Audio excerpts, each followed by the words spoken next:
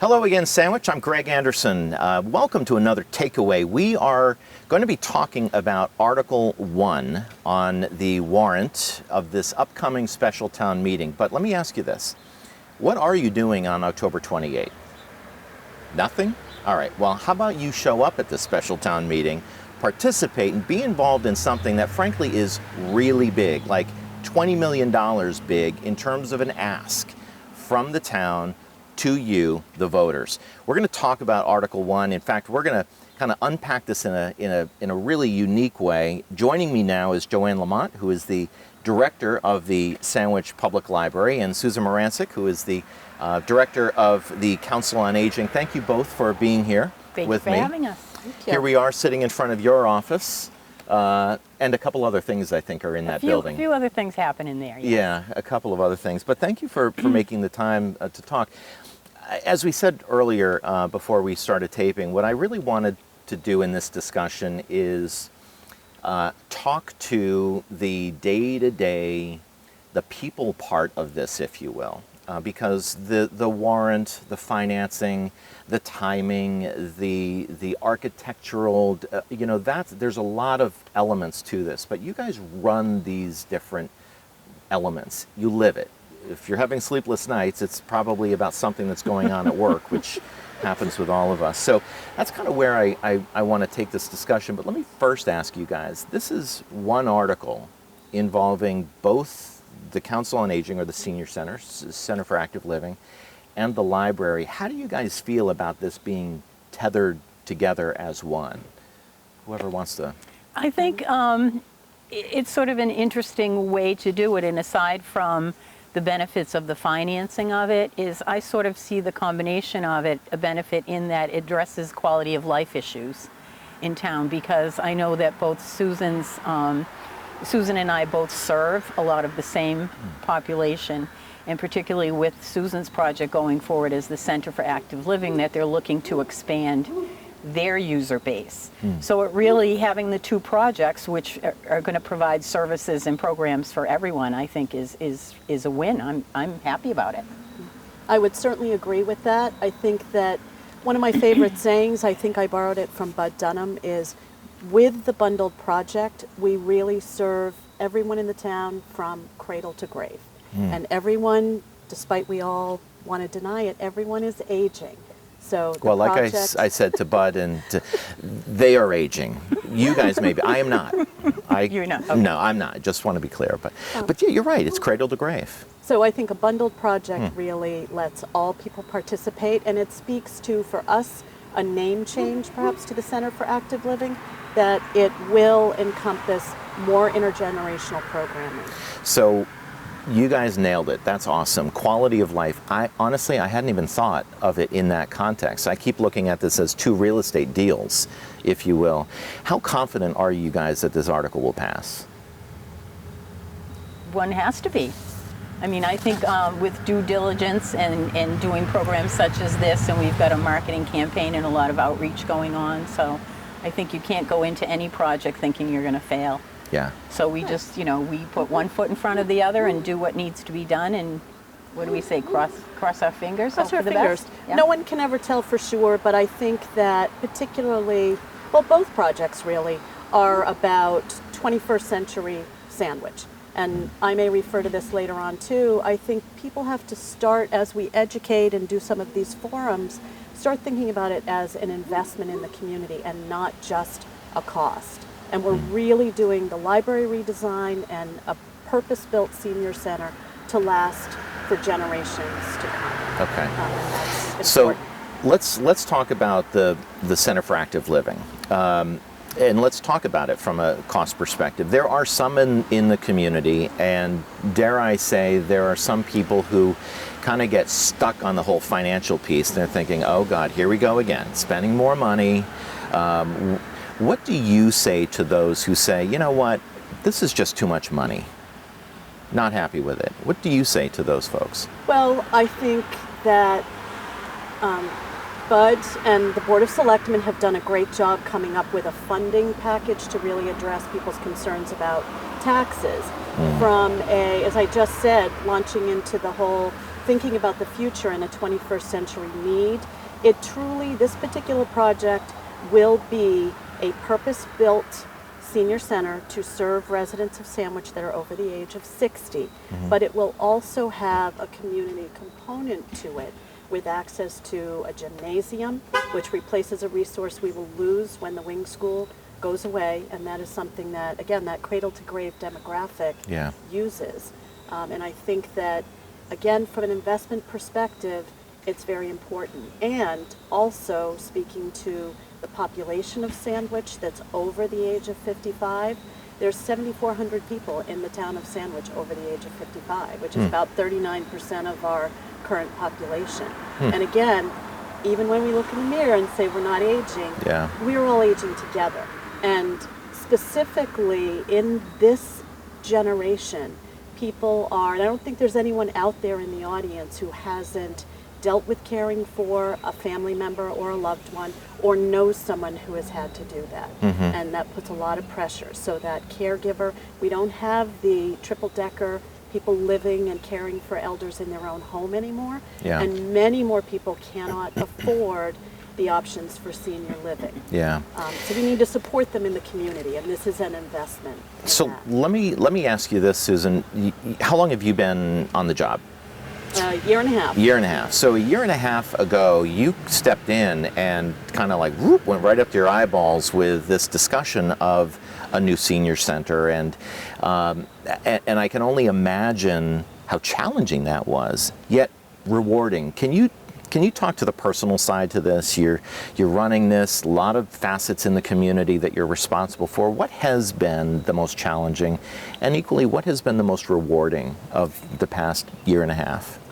Well, first, let me say the addressing building a new building is not a new issue for the Council on Aging. So it's certainly something as a town resident I'm very familiar with, and my other engagement with the Council on Aging in past years. So I was familiar with the situation and all of the efforts that former director and the boards in the past have made to try to get a new building built, all while the increased use of the building went on. So in terms of challenges and rewards, in my mind, since I stepped into the job, they're really the same thing. The challenges are the rewards, and it's certainly a need. That was the first thing. As I get into the building and into the thick of it, you figure out on a day-to-day basis how to schedule 3 rooms that we have when we have over 10,000 event check-ins over the course of the last fiscal year. 10,000 event check-ins over what period of time? Over the fiscal year 2019. So wow. June 30 to July 1 to July 1. How would you describe your average participant or person who is engaged with your activities?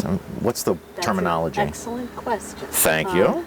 It depends. Definitely the most popular programs that we run are the exercise programs. So we have everyone from age 60 up to well into their 90s doing all kinds of programs.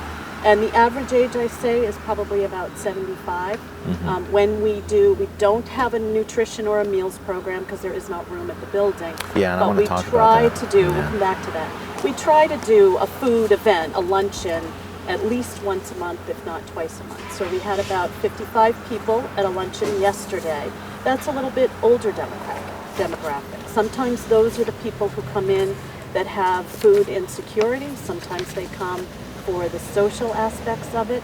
And an important point that we can come back to is those are the kinds of things that volunteers participate in.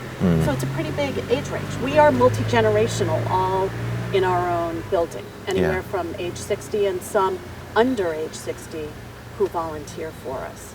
And your volunteers, I want to give a shout out to your volunteers. I mean, and I'm sure you have volunteers, Joanne, as well. I mean, volunteers are everything to an organization like yours. You got a good group of people, don't you? We do, and there are no words, and sometimes I tell them that. You can only say thank you in so many ways and so many words.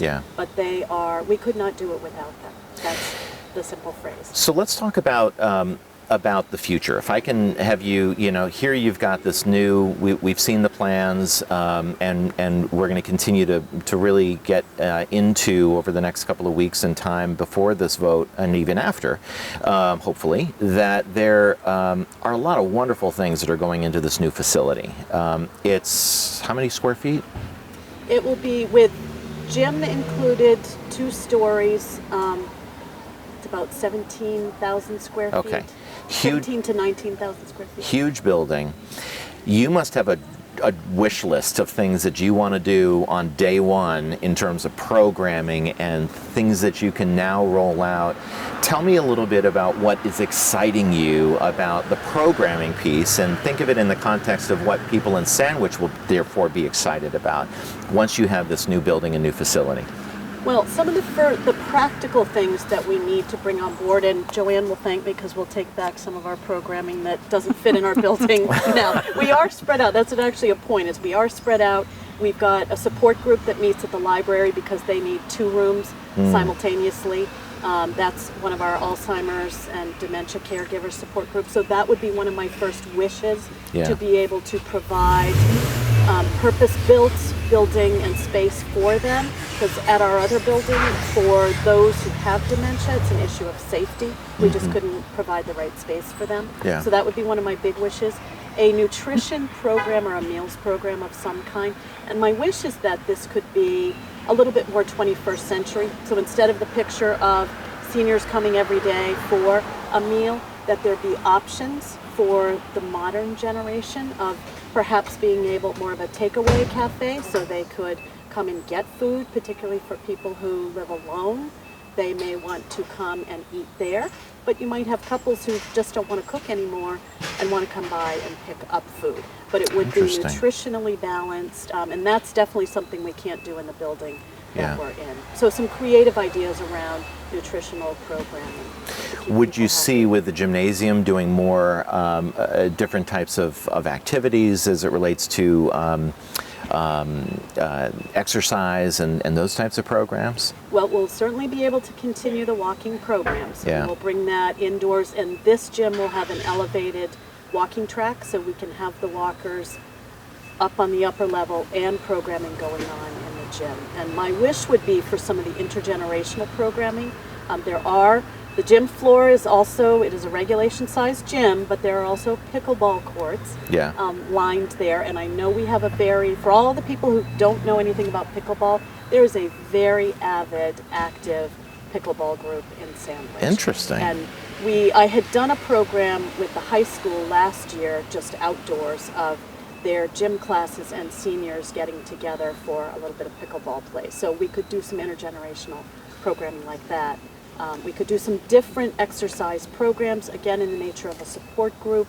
There's a Parkinson's support group that does a boxing program, and we would need a space like the gym to have something like that. That's great. So you're really excited about this. Yes, Where, and good for you. I mean, this is what a great opportunity for you to be the director.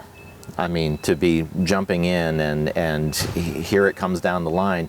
Do you feel like you're sitting at the table with input and what Susan is looking for? Susan is being heard. Absolutely. Do you think?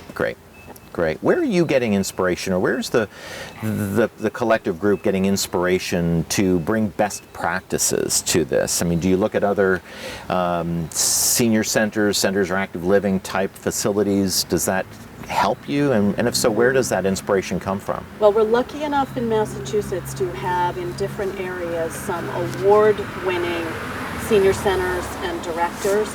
So through both the State Council on Aging organization, and we also have a directors group just here on the Cape that meets monthly, who's done some tremendous things with rebranding and really trying to bring their programming into the future. So I look to those areas. I talk regularly with people who come in our doors, and I come down and poach Joanne's patrons at the library to really find out what people want and what has been missing in the programming. We can't do everything now. That's been one of the challenges because of space. Yeah. But that's where my inspiration comes from. Yeah. And I really have tried to be encouraging to have people come, open door, come in and talk to me if you have an idea. We may not be able to do it right away, or we may have to modify it, but there's lots of great things out there. That's fantastic. Let's talk a little bit quickly about the name. Where did Center for Active Living come from? Well, that predates me. That Okay. was really, I would say, inspiration by our board of directors. Okay. And the goal was, I think I mentioned it before, was to address the new generation of people, really the baby boomers that are coming through, because we don't see, I'm one of them, we don't see aging the same way. We're much more active. Many of us are working, much further into what would have been retirement years. Yeah. So we need different hours for programming.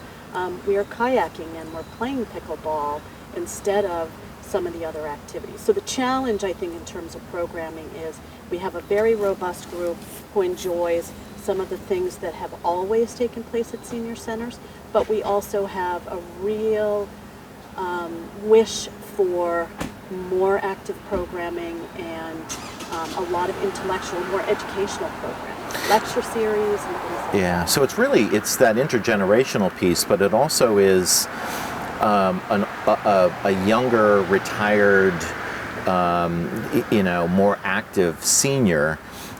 Because I look at from a naming and being a branding guy myself, I love the name Center for Active Living because it truly exemplifies that need of connectedness of all ages. And senior center, to me, limits you. Mm-hmm. It's not a senior center. In fact, I have an image in my mind of what a senior center is. As this do is many not. people. Yeah. And that would be our goal to. That's an easy way to rebrand, is have a whole fresh start. And Yeah. we've never really had a senior center. I think that's the other Yeah. perspective that people need to think about. We have a building that we call a senior center, but it's really not. So this would be, and speaking to that cradle to grave generation, Yeah. for all generations to be able to interact there. That's active living for everybody. So cradle to grave, I'm assuming there will be a cemetery and people can buy I knew that would come caskets back there.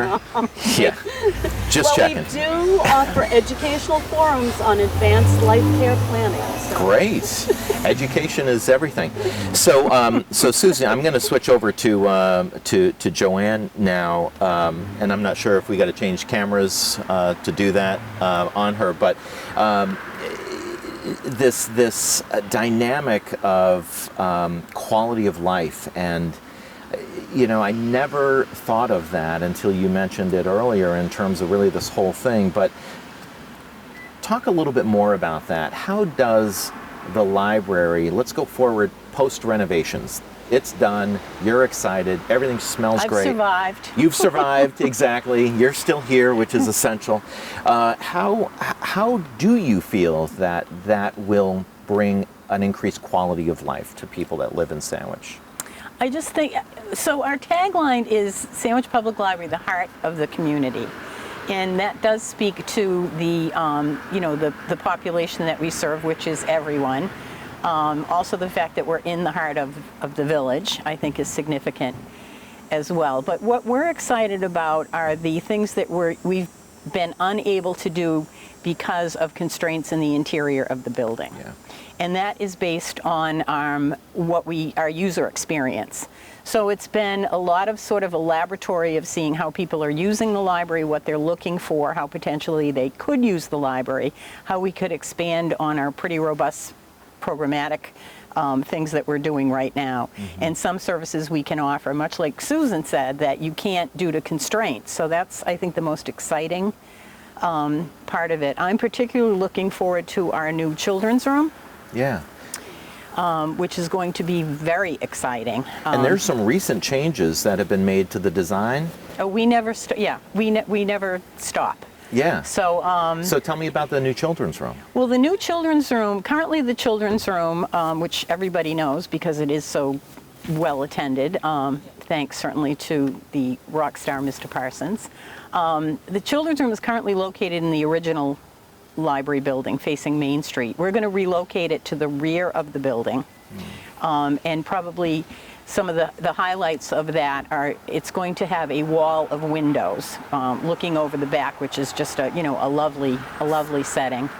The other thing too, just strictly from comfort, is it's going to be much closer to the restrooms, and anyone who's brought toddlers out in the world, Yes, it's an important feature. Right. The other thing too is it's closer to our accessible entrance because we have a whole stroller brigade that comes in Sure, all the that's time right. too, and we've got automatic doors. So accessibility isn't just for those who have mobility issues, Sure. but those that have toddler in-hand issues too. Yeah. So we found that. So that's going to be very exciting.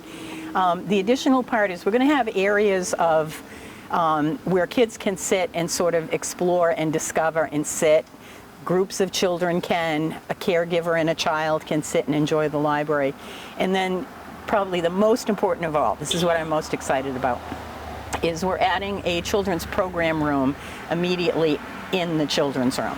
Because right now we do all of our children's program, and there's an awful lot of it we do in the basement level of the library. Yeah. And so the idea is to have kids exposed to the library collection and the librarians, and to see other families and kids engaging with what happens in the library instead of coming in and going to a great story hour Yeah. and then having to go somewhere else to bring some books or movies or audio recordings home. That is wonderful. I look at. I've seen the plans. I looked at the plans. It really is exciting. I mean, it is, and to do it all within the same footprint is remarkable.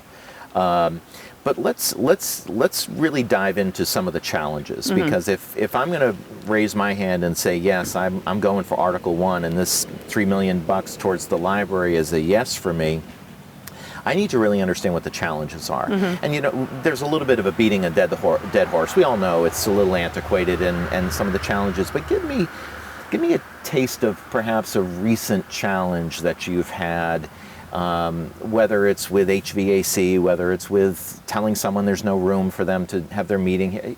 Give me something that can be mitigated or eradicated with the renovations. I think a lot of it is program related and technology related, because frankly, we're looking at a building that the latest edition is 1984, and I'm just over the moon at the fact we're going to have more electrical outlets. It doesn't take much to keep me excited. But when you I keep dragging my my extension cord around when I'm in there, and that's just awkward. Well, feel free to come, Greg, and plug in. But when you think about back in a building built an edition designed in 1984, and what we were doing in 1984. Yeah. I mean, and an iPod from 15 years ago had more memory than our first desktop That's right. computer. Yeah. And the fact that people are coming in with multiple devices. Yeah. And so they're coming in with their iPhones, which are not just phones. They're coming in with their iPads, and they're coming in with their laptops, or they're coming in and they're using our desktop computers too. So that really has been a challenge of being able to provide state-of-the-art technology offerings, because we've been sort of hamstrung by something as simple as not enough data ports and not enough electrical. Right. I have to say, I am embarrassed to say, Joanne, it has been a long time since I've used a library. I've been in a library many times, but using a library is something that I haven't done in a long time. I do everything from my home office, online. I'm that guy. What will attract somebody like me to want to use the library? What's going to be new in there that will make me want to say, I want to take advantage of it, not just I got to be there because I got to be there? Well, we're certainly hoping, particularly where we've released what our conceptual idea is of where we're going to be as far as the design. So first of all, it's the wow factor. So what we're hoping too is, if you build it, they will come, that people will come and see and then give us an opportunity to market some of our services. But I want to take us back full circle to the quality of life. So you've said, I do everything from my home office. Do you feel, I know you're a very gregarious, outgoing guy, but I think what we're finding today is people are socially isolated. And again, talking back to the quality of life. So certainly, we talk to our friends online, we shop online, we research online, we do everything online, but sometimes we just want to be with other people. Yeah. And that's part of the mission of the library too, that it's not just come in and do your thing, but come in and gather with other people in the community that have like interests. So for example, I've talked about our robust programming, book discussion groups. We do a meditation mindfulness group. Susan mentioned too that we've been hosting an Alzheimer's support group for caregivers and also a program for those that they care for. Yeah. And those are sort of the social service components. And then, hey, it's fun. It's fun to come to the library. Yeah. So, it's not unusual that you can come in and you'll hear drums and bells and music and singing from kids downstairs. Right. Which not only is fun, but there's that sort of, we're tricking them into early literacy as well. Yes. And exposing parents to this is important to expose your kids to books and to reading and socializing. Plus, as the parent, you can be sitting with your laptop and your iPod and your iPhone plugged in and connected Wi-Fi while your kids are engaged in something, and you're not fighting for, I'll wait in the car while you're in there doing your kids stuff. Well, and I think there's a lot of misconceptions about the library because, I've been a library director for over 20 years. We don't need libraries anymore. Everything's on, everything's on the internet, and I don't need it. Well, that's not helpful to the young mother who's just moved to town. She may be, a military spouse. They've moved a lot. She's got little kids. She needs to connect with other moms and other kids. Where's the first place they come? Story hour. Yeah. And, one thing, an important component that the library plays is if somebody new moves to town, where's the first place they come? That's We're right. sort of the welcome wagon. Yeah. Because they know that I can find out anything here. I know what a library is. They're going to let me know, where do I go to get my beach sticker? Where do I find a dry cleaner? Yeah. So, we serve all of those different things. Well, and you think of those, I travel a lot, and so I'm always thinking, okay, I got to find a spot to hunker down for an hour and answer some emails. I think of a bakery. I think of Beth's. I think of a Starbucks. This is now an option that is 21st century. We don't make you buy anything, Greg. Exactly. I appreciate that. And yet we're more than happy for you to bring your coffee in. So good. Excellent. Now, at my home office, I have 3 dogs. Can they all come in with me? We have, there's always an issue of dogs in public buildings, but we do have, a number of people have service dogs now, too. Yeah. I'll let you in on a little secret. We keep a stash of dog treats at the desk. Really? So, yeah. Now, dog treats give my dog Dooley diarrhea, but if I bring him in, is that still okay? There's a limit. Okay. There's a limit. All right. I knew there'd be a limit. Historic preservation. That's my big thing. Sure. There's a lot of history. When was the building built? Do we have a date on that? It's a 3-phase building. Okay. So the original building, 1909. Great. The second edition was built circa 1964, and then the final edition was 1984. So it's a building that's sort of cobbled together. So what historically will be preserved through this renovation process? Well, certainly the facade of the building that faces Main Street. We are going to be doing some window restoration, which certainly, because it does front Main Street and the historic facade of it, is so the windows will not be replaced with sort of, very fancy, they will be repaired. Yeah. So that we're keeping that, and we're keeping the exterior. The exterior of the building is going to look exactly the same. Yeah. Other than we are going to have some, like as I said, some window improvements. And you have some exposed brick inside. Right. which is always We're going to be nice. keeping that. There's a feature where the 1964 edition and the 1984 edition, and what you see on the interior is the original exterior 1964 brick wall. Cool. And we're going to be retaining that as well. Excellent. Talk to me about the archives. What's the big plan? I'm a big fan of Deb's. I know, Deb is great. Yeah, she is. And if no one has been to the archives, a little aside story. So every year we do the school history tour. Yeah. And so the kids all come in, and Deb has made the archives come alive for these little guys. For her. So we have a document that actually has a red wax seal on it, and she brings it out, and the kids go, "Is that blood?" But the coolest... No, seriously, yeah. is it blood? No, it's not. It's Oh, wax. okay, good. It's a Yeah, wax. that's just it's a wax seal. But so the best part of it is those kids will, you know, a couple of days later, we see them come back with their parents because they become very excited. Not only Wonderful. they've just learned what historic area they live in, but Yeah. I can actually see this stuff. Yeah. And she showed me this, and look at what I learned. And, Oh, that's you know. wonderful. That's exciting. So So it's what's really the plan exciting. for the archives? Well, that's equally as exciting Yeah. as the children's room because, and I don't know if a lot of people know that we house the Sandwich Town Archives, and we do have a professional archivist on the staff. Yeah. But you know, we have some incredible resources and one-of-a-kind, unique, really thrilling items in there. And what we want to do is certainly a big focus is going to be preservation and protecting those. So when the archives left the annex and came over to the library, we put them in the McKnight room. We're going to relocate the archives from the McKnight room to the original historic building. We're creating a separate space for them and putting in very efficient and effective climate control, which protects the collection. Sure. So, Which the McKnight room right now does not have any of that. Is it going to expand, do you think, the footprint of the archives itself? Will you have more room? there will be more room in that we're going to have additional storage in the basement of the building. Okay.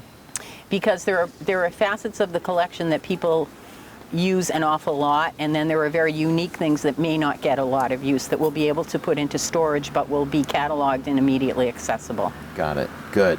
We're running short on time, but I'm really intrigued by the whole the transition time, the holding pen that you guys are going to. What's that going to be like? Where are you going? How is that going to happen? Well, we've done some research, so we've been told we are going to have to vacate the building for approximately 12 months. Mm-hmm. And you're going into the senior center, I understand. Sure, we're just going to be one big happy It's family part of that there. bundled Yeah, project. right. Or we may just camp out on the lawn. Right. The reasoning behind that, and a number of people have said, well, can't you do it in phases? Can't you do the project in phases? Well, there's a cost issue related to that. And also, we don't want staff or public in the building when we've got contractors. We're going to be having some walls come down Yeah. and things like that. So we've been exploring looking potentially at some exterior space, but it's premature to, have a firm plan right now. Yeah. Because, anticipating a successful vote at town meeting, Yeah. we then still have a lot of work on design and construction drawings and things like that, Got and it. really finalizing. I know if people have seen some of the drawings, they're really just schematic drawings, and they Yeah. have furniture and color schemes, and that's the plan right now, but we really have to delve into the details of that. Joanne, let me ask you this. We're talking about all things new right now. New renovation, the senior center, brand new, or the Center for Active Living is brand new, but we shouldn't dismiss things that you have already done. Talk to me about, I'll use your words, talk to me about the bones of the building and what has been done to date. Okay, so within the last 8 years, the town's been incredibly supportive in funding some of our capital projects. So the first was we replaced the roof on the building.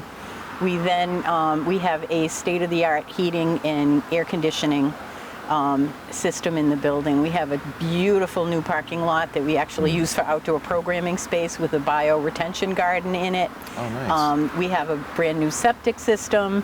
We did an accessibility project last year, and so we like to think of it that we have made an investment in the bones of the building, and this project is going to really focus on the heart and soul of the building. Love that, because that's a progression. It is. You can't just, because one might say, oh wow, you're going to be renovating the inside, but how is the septic? How is the roof? Are we going to be facing additional costs? So a lot of work has already been done. That's a great point. Let me ask both of you, you need support for Article 1 to pass. How are you getting that support? Where's your army? How are you rallying the troops? Susan, why don't you start with that? Well, we have a very active board of directors, and they have really taken the lead as far as getting out, and I think your group has as well, speaking to a number of different groups in the community This is obviously a piece of getting that education out. And we also have a very strong core of people who use the building every day, who are really that army on the street to talk about what the need is. They've been waiting for the building for a very long time. Yeah. So that helps get the word out. Do you have new numbers of people? Are you turning people on to this that were not really interested before? How much unearthing of new goodwill ambassadors are you getting? Well, speaking to numbers, in the time that I've been there, our participation just in general, not specific to any one program, is up. And there's also been in the last, which I just found very interesting, in the last year, there's a steady stream of people, and by that I mean at least a few a week, who come in that have just moved to town and have been active in a senior center wherever they came from and want to see what we have. And sometimes you get the look of, this is your... This is what you have. Right. Usually we hook them by, they get the newsletter, they look through what the programming is. Right. And they do participate. The guts of the program. So a few, but a steady stream, and I think that's very encouraging, and they're also good ambassadors for us. Joanne, what are you guys doing to get people to show up on the 28th to give a yay? Well, we have an incredibly strong board of library trustees and an incredible Friends of the Library group. They are a force to be reckoned with. Yeah. And so there's been a combination of the trustees and the Friends working together on a marketing committee. In fact, I would encourage everyone, next week you're going to be every household in town is going to be receiving a mailing from the Friends of the Library, which not only is going to include membership information, and I encourage everyone to join the Friends. We couldn't do half the things we do without them. They support all of our programs. But it's also going to include a recreational rack card, and that was designed in-house. I mean, talent in this town is incredible when you discover things that people can do. And that was all funded very generously through the Friends, the mailing and the rack card itself. I think a really nice feature too is the collaboration we've had, not only to be realizing that we're in this together, we serve the same population, but even working on the message. That our Susan, our boards have met together and talked together and sort of coordinating the message to get it out there. And the same thing with Susan is we've had trustees speaking to, for example, the upcoming Sandwich PTA and the Sandwich Women's Club, and also the Friday Men's Club, and various things like that. We have an electronic newsletter Friends are using social media to push it out as well.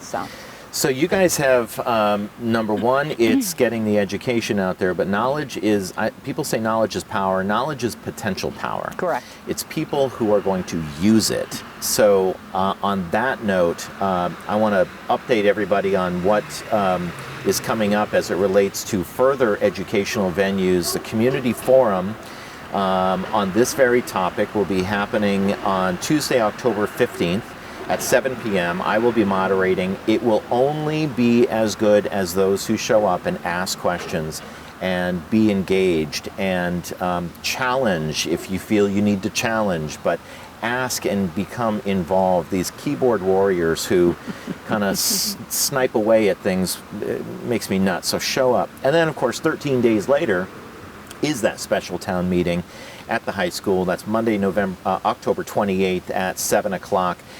So really, participation is where it's at, right? Exactly.